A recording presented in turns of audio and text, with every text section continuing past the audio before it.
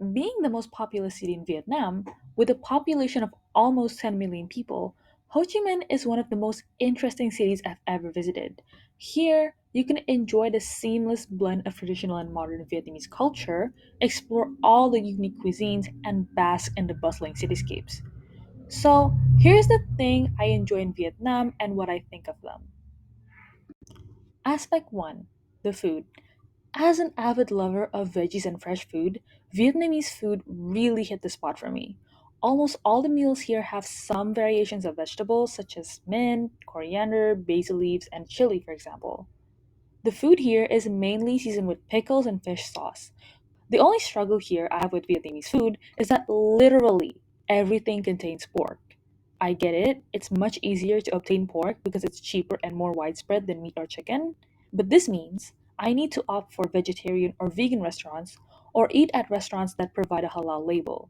Thankfully, this is not really a problem for me because I ended up getting a lot of halal foods like banh mi and pho from restaurants in Malaysian Street, also known as Nguyen An Ninh Street.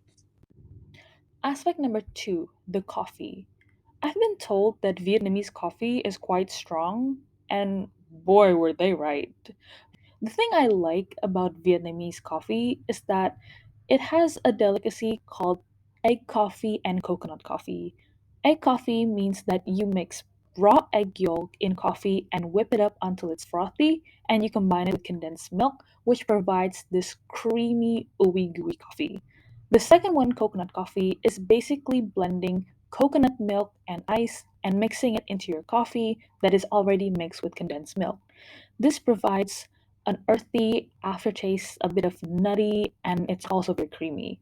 I think egg coffee and coconut coffee became my favorite types of coffee after I visited Vietnam.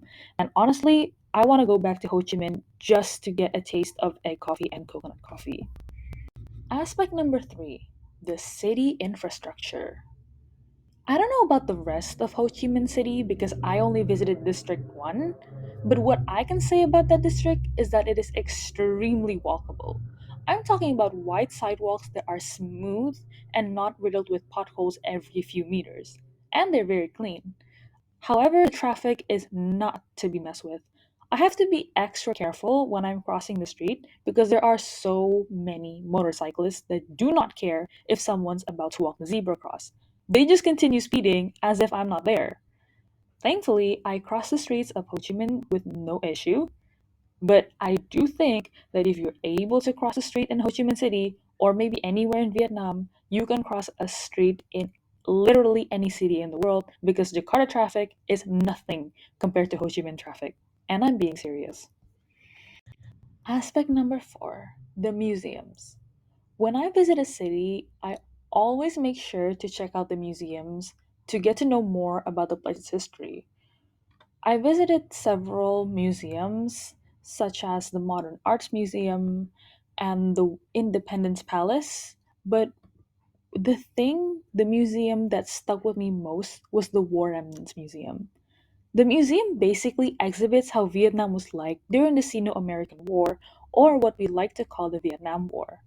It shows the depressing reality of the war that lasted 20 something years, highlighting the war crimes done by the Americans towards the Vietnamese, the casualty that varied from the war troops to the journalists that came to write about the war, and how people's lives were affected by the hardships and trauma they endured all those years.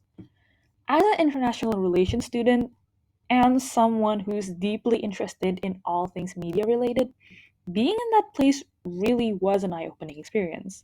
Not only did I learn a more in depth lesson about the Vietnam War through the lens of Vietnam, because usually we see movies or propaganda from the USA side, for example, and also because I get to see the stark difference between the US media that often portrays the Vietnam War as some heroic thing done by the Americans, and how morbid and utterly necessary the war was in real life.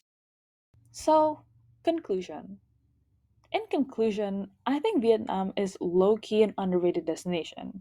Vietnam has all the things that make me like vacationing in cities, such as the lively city atmosphere, great food, clean air, and rich culture.